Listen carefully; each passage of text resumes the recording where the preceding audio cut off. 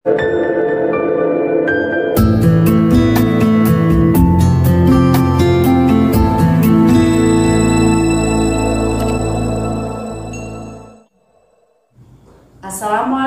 warahmatullahi wabarakatuh. Hai sahabat cantik, jumpa lagi dengan saya. Perkenalkan, saya Iva, owner The Iva Beauty Glow. Background saya adalah nakes dan saya juga mempelajari tentang beauty and skincare.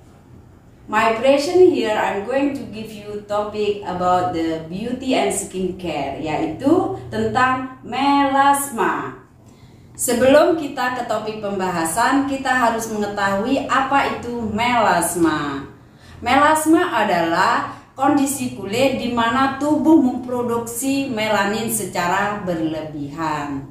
Secara umum melasma itu dikenal dengan flek. Nah, apa perbedaan antara hiperpigmentasi dan melasma? Perbedaannya itu biasanya disebabkan oleh penyebabnya. Kalau hiperpigmentasi itu disebabkan oleh peradangan biasanya ya, peradangan seperti akne, eksim, trauma, cedera, dan sinar matahari. Dan penyebab melasma umumnya disebabkan oleh hormon seperti hormon terapi, penyakit tiroid, genetik, KB, dan juga kehamilan. Terus apalagi yang membedakan antara hiperpigmentasi dan melasma? Dari bentuknya juga berbeda. Kalau hiperpigmentasi bentuknya itu terfokus, yaitu berbentuk spot, bintik-bintik. Kalau melasma itu bentuknya lebih meluas, biasanya seperti kepulauan. Kalau melasma itu tentu hiperpigmentasi, tapi hiperpigmentasi belum tentu melasma. Oke, sekarang kita mulai ke topik pembahasan, yaitu 5 kesalahan tentang melasma yang dilakukan orang yang harus kita hindari. Yaitu 1. Kesalahan pertama, berpikir kalau ke klinik kecantikan, ke rumah cantik beauty atau ke salon atau ke office treatment akan menyembuhkan melasmamu. Dan ini adalah kesalahan. Biasanya treatment yang ada di klinik itu yaitu laser, chemical peeling, microneedling, itu akan memecahkan pigmen.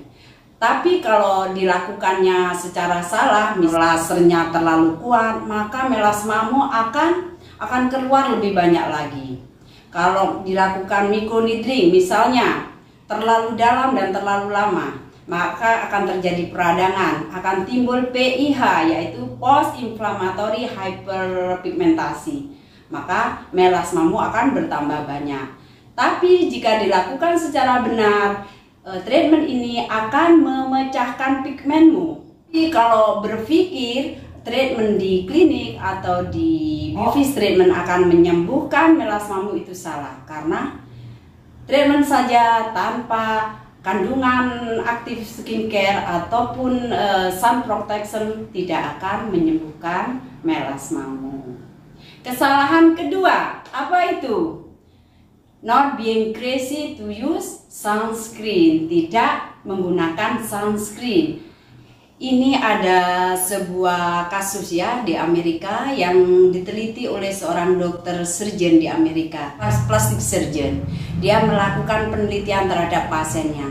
Pasien ini mengalami melasma dan sudah dilakukan berbagai macam treatment seperti laser, microneedling, chemical peeling, juga diberikan topical agent dan kandungan aktif skincare seperti retinol, vitamin C, dan sebagainya.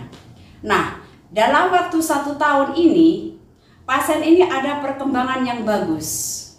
Melasmanya mulai memudar, sudah bagus perkembangannya dalam 1 tahun ini. Tapi pada suatu hari, pasien ini pergi ke taman bermain dengan anaknya selama 2 hari dan tidak memakai sunscreen. Lalu apa yang terjadi? Pasien ini pergi ke dokter tersebut, ternyata melasmanya kambuh lagi dan lebih parah dari sebelumnya. Jadi kalau kamu mempunyai melasma, kamu harus memakai sunscreen yang mengandung 9-10% zinc and titanium oxide, juga SPF minimal 30-50.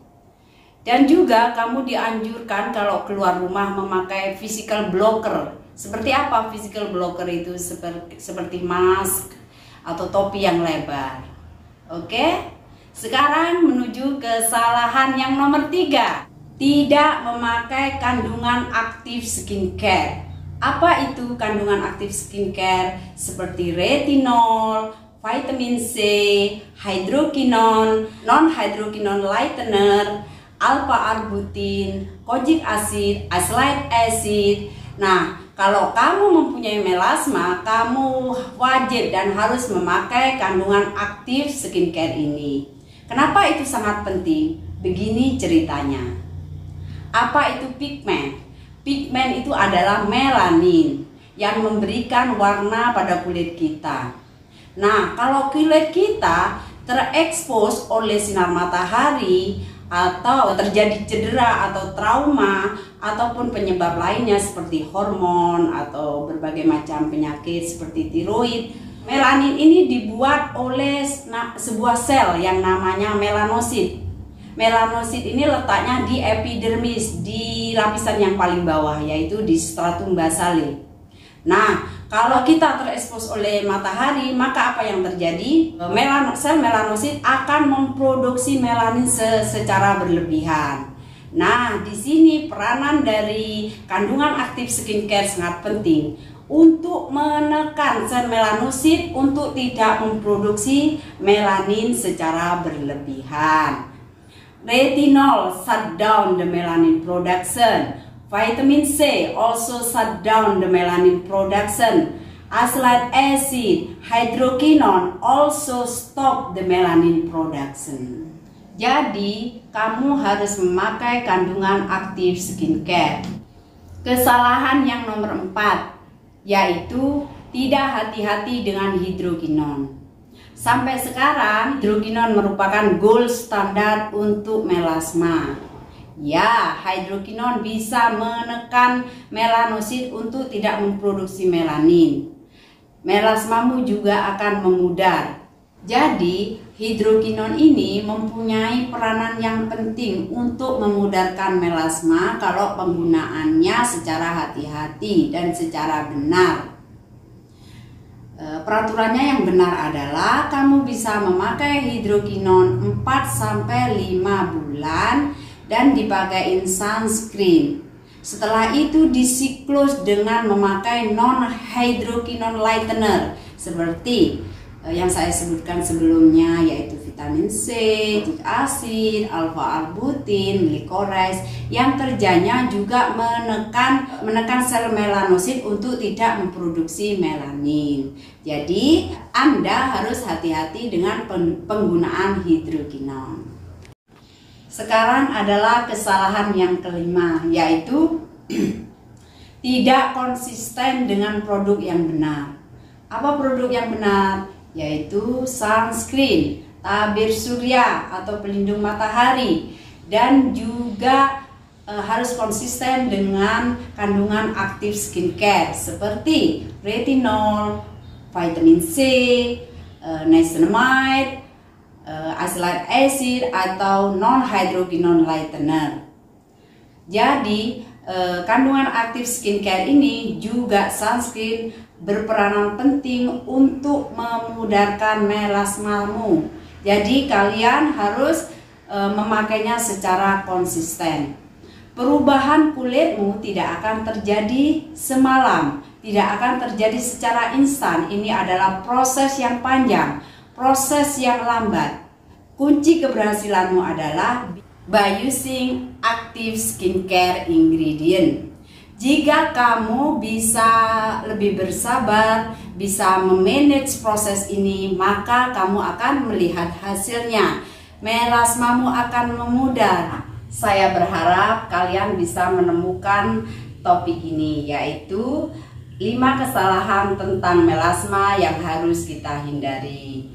Demikian topik yang bisa saya sampaikan, semoga bermanfaat bagi kita semua.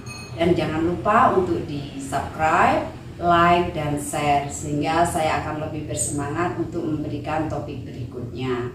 Jika ada pertanyaan, kalian bisa tulis di kolom komentar. Oke, dan sampai jumpa di topik berikutnya. Oke, see you, bye.